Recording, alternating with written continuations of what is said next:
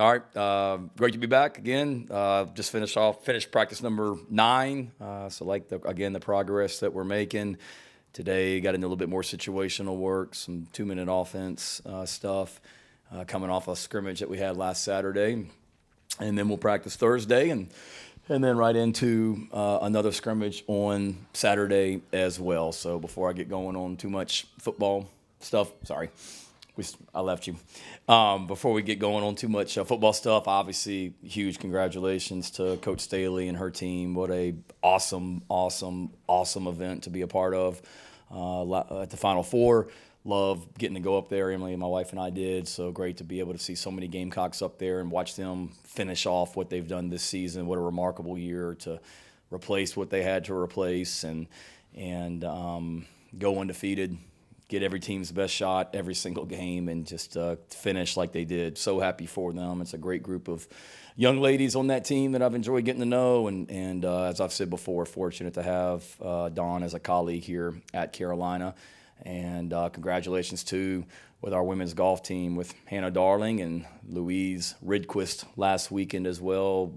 What a great statement they made about our women's golf program, that both of them made the cut for the Augusta National Women's Amateur last weekend, and both finished in the top 30, I believe. I know they were right there at the top of the leaderboard going into the final round, but really cool for them. Happy for Kaylin, our coach, and I like to think that all the time that I've spent next to Hannah and Louise hitting golf balls down at our practice facility has rubbed off on them. My swing helped them perform like they did last weekend as well. But they're great young ladies as well. I've really enjoyed getting to know them and happy for them, obviously. And then best of luck to Coach Kingston and the baseball team. I know they'll be up in Charlotte tonight, right? And my parents are here at the press conference, and they're headed to Charlotte tonight. We'll be there for the baseball game also, cheering on the Gamecocks against the Tar Heels up in Charlotte. So I know that I spoke at an event in Gastonia last night and referred to us as Carolina multiple times in the crowd, and they're in North Carolina correcting me.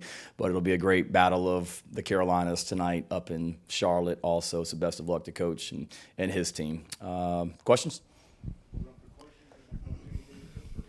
Shane, I know we're still 11 days out, but do you know of anybody who won't play in the spring game due to besides the guys we already know about, nagging injuries, don't want to force anything? I guess in a roundabout way, of the 2 deep, how many do you estimate probably not going to play? Yeah, it's a good question. I don't want to say a handful, but it'll be a handful. We've got some things right now, David, some guys that didn't practice today just with some injuries. JT Gear didn't practice today. Nikki Manwari didn't practice today. DeBron Gatling didn't practice today. Brady Hunt didn't practice today. Tonka practiced but was limited. So we've got some things like that some guys are battling through.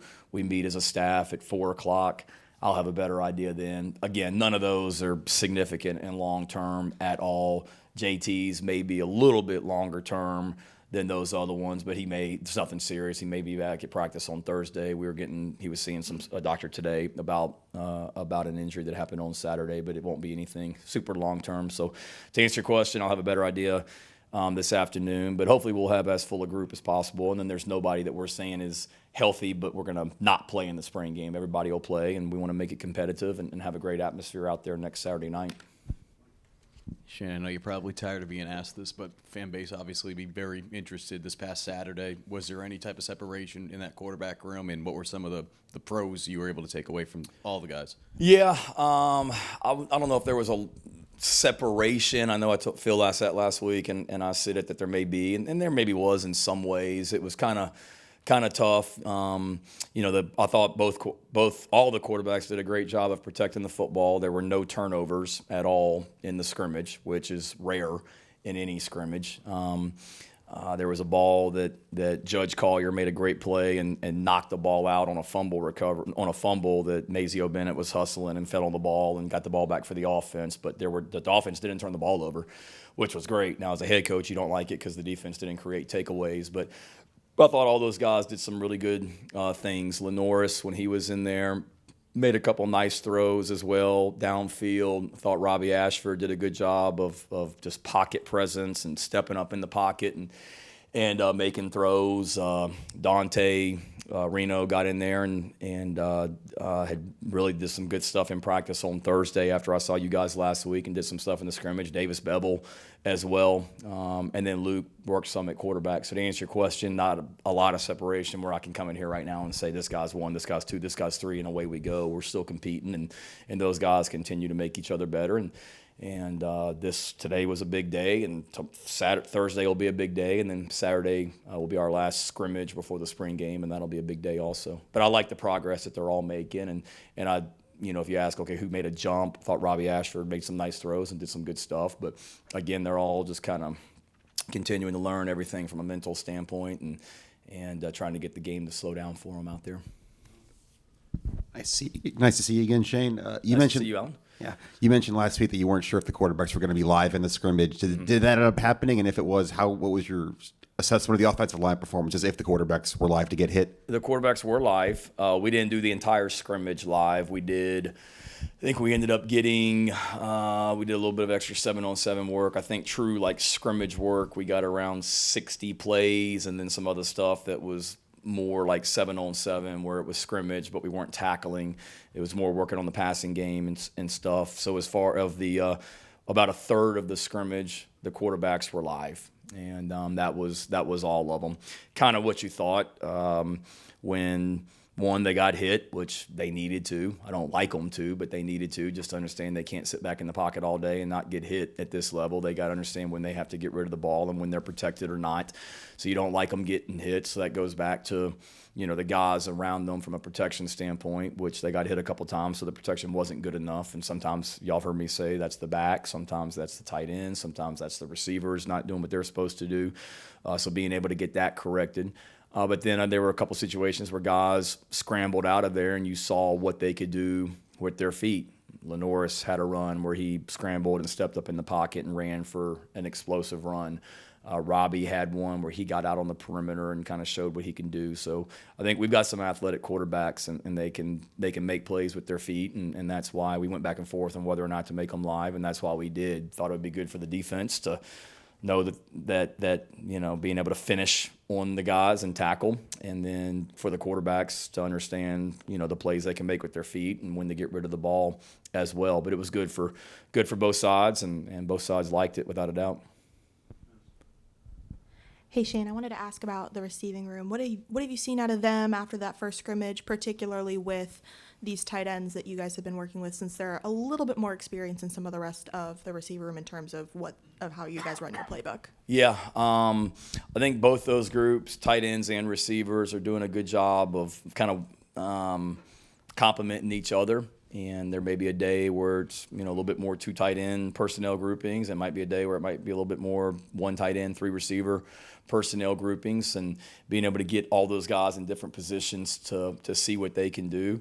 And Josh Simon has been solid. Nick Elksness is solid. Brady Hunt, Connor Cox, Reed McKeska has been banged up. He got back out and did a little bit in the scrimmage on Saturday, which was good to see him back out there. We need him, Reed, to really come along here these next 2 weeks and take a step. And then from a receiver standpoint, Jared Brown, those trains, Juju, get used to that here in Columbia as well, that you hear that blowing also. They didn't tell you about that when you came. Jared Brown had a really nice catch and run the other day in that scrimmage. If you want to talk about people that stepped up and had great Saturdays, Mazio Bennett at receiver had a great Saturday. Like, you noticed him, and the moment wasn't too big for him. And I think all those receivers, we've talked about it. We don't have necessarily a 6'3", 6'4" guy out there running around right now, but what we do have are guys that run good routes. They're quick, and we got to continue to find ways to get them the ball because they're good with the ball in their hands. And they're making progress, and like everybody, this week will be a big week for them. Shane, in Sean's role as run game coordinator, does he work with the offensive line at all? I mean, how does he and Dowell's relationship work? Just kind of how does that come in with that dynamic? Yeah, he, I'd say, works very little with the offensive line. He is the run game coordinator, so there's a lot that, Dowell, kids with him that, that Sean will be drawing up run schemes in the dirt, and all of a sudden they'll show up in practice and we'll be doing something in the run game that Dow didn't know we were doing, that Sean just kind of drew up and put in on his own. But he does a great job of continuing to build on the things that we've done in the run game, but then bring in some things that he did at Georgia State and that he liked, certainly, but marrying it with our personnel and what our guys can do. So that's where that run game coordinator comes in. He works obviously closely with everybody on the offense, but don't get me wrong, like we all help one another out there, and Lonnie may see something that affects the run game with the tight ends, and he may say something to the tight end. And Sean's coaching tight ends, and may see something that helps with the offensive line and the tight ends working together.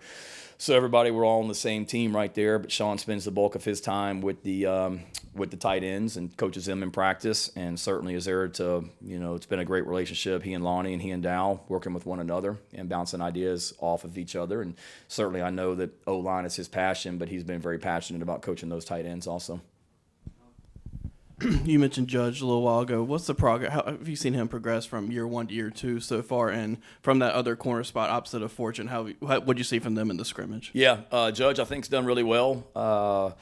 And I was at the Hall of Fame thing I had to speak at last night in Gastonia. I sat with Coach Straight-Heron, who had coached him in high school up in Rock Hill, and we were talking about that. Just he's doing a great job out there. Last year, you think about it, he came in as a true freshman and started a couple games last season, and was bright-eyed and big environment for him.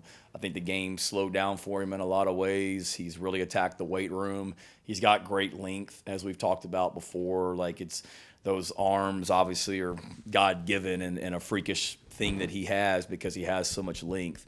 And now he's continued to put on weight and get stronger, which is only going to help him hold up physically. So I thought he's had a really good spring and been very solid, made some nice plays out there the other day. And then he's competing, he and Emery Floyd and Vakari Swain, and then David Spalding. That's another one that didn't practice today, David, I'm sorry, was David Spalding. He's a little banged up. But those guys are all over there battling, and I think they all have their moments. And you see them all, they all kind of flash. And Vakari's got big playability, and Emery obviously has great speed. I'm proud of Emery and his maturity and kind of the steps he's taken off the field this spring. And obviously David Spalding is a veteran that's played a lot of football around here and very smart and a pro. So I like that group. And then, they're all continuing to push O'Donnell. O'Donnell obviously is the starter on the other side right now, but he knows that he needs to continue to play at a high level to keep that job too. Shane, Lunny was talking about it, that when you look at a guy like Tree or Trevon Bob, obviously they were thrown into a situation last year that stepped up for you guys, but at the same time, too, they didn't have the opportunity of going through a spring this time last year. How beneficial is it, not just for offensive linemen, but especially for young players, even if they were freshmen this past season, to have that opportunity where things are a little bit slowed down, because obviously you don't have that luxury when you're in August or certainly in the season? Yeah, it's huge. You think about it, we started – I think it was 5 true freshmen last season. Nicholas Harbor, not here for spring practice. Tro, not here for spring practice. Tree was not here for spring practice. I think Judge was. But that's pretty much every freshman you started as a true freshman in this league. They didn't get to go through spring practice. They just started practice in August, and then a month later they're playing in SEC football games in Athens. So it's huge to be able to go through spring ball. We were talking about it yesterday I was with the offensive staff. I mean, you look out there and you got Josiah Thompson and Cam Pringle and Blake Franks, who should still be in high school taking classes at Woodland High School and Dillon High School and Greenville High School. And instead they're here going through spring practice, but not just going through spring practice. They're going through spring practice having to block Tonka Hemingway and TJ Sanders and Boogie Huntley and DeAndre Jules, guys that are 5 years older than them and have played college football at a high level for a while now. And obviously the moment's not too big for them, but they're going through some growing pains, and they're going to be so much better for it come August, because they're going through that right now and not going through it for the first time in August. So they're making progress, and really proud of those guys.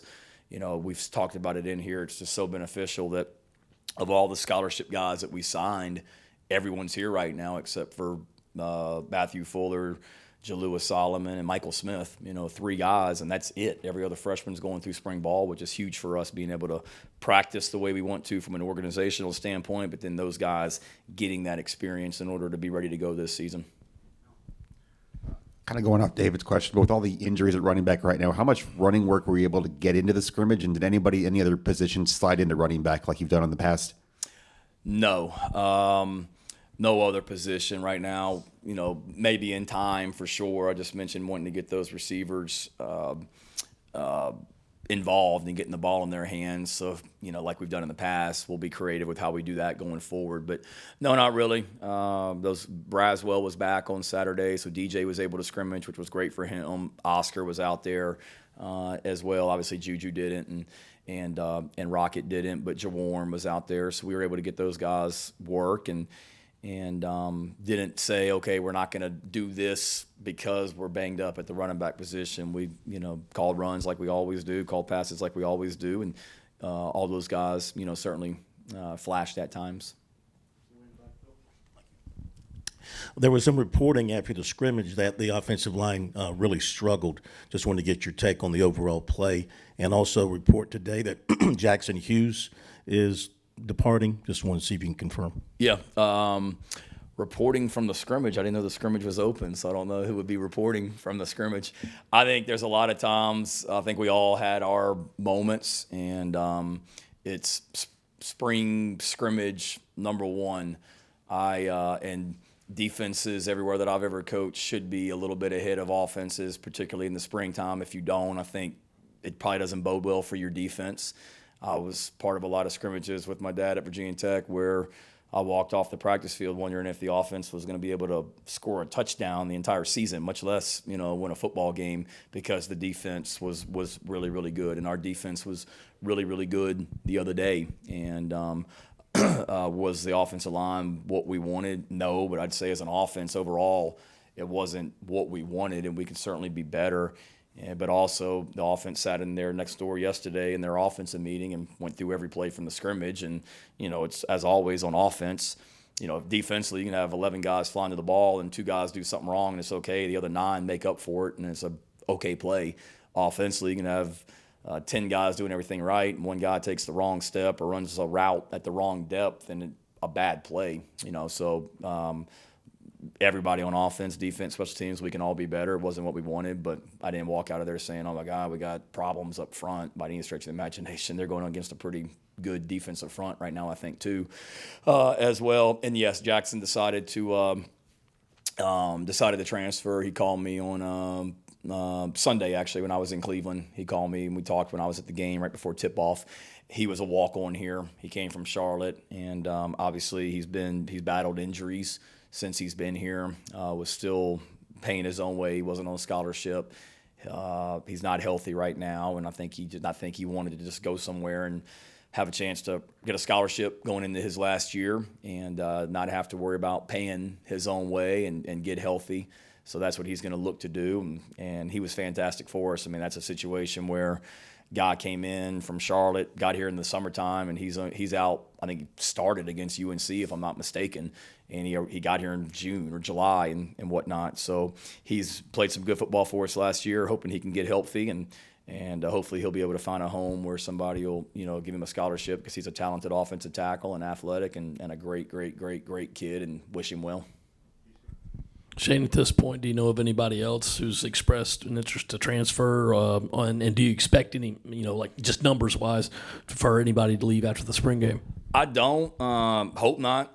We'll sit down and obviously talk with guys at the end of the spring like we always do and just be honest with them and talk about where they stand and what their role is and whatnot. But I would hope not.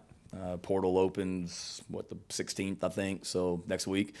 Portal opens, so certainly worry about that. But, again, we work really hard to make this place a place that people want to be a part of and accomplish everything they want on and off the field. And got a lot of good guys right now that believe in what we're doing and going in the same direction. But we'll have those meetings starting Monday morning at 7 a.m. after the spring game. And if somebody feels like they have an opportunity to go somewhere else and play more, maybe don't like their role here, we'll have those conversations with them and always be honest with them and see what happens. Shane, you mentioned that second spring transfer portal window opening up. What's that process like as a coaching staff? Because obviously this is still new for everybody. And at this point now, that 15-day window, how do you kind of juggle that, scholarships, all that, and looking, okay, is there someone out there that may be able to help us? Yeah, it's a challenge.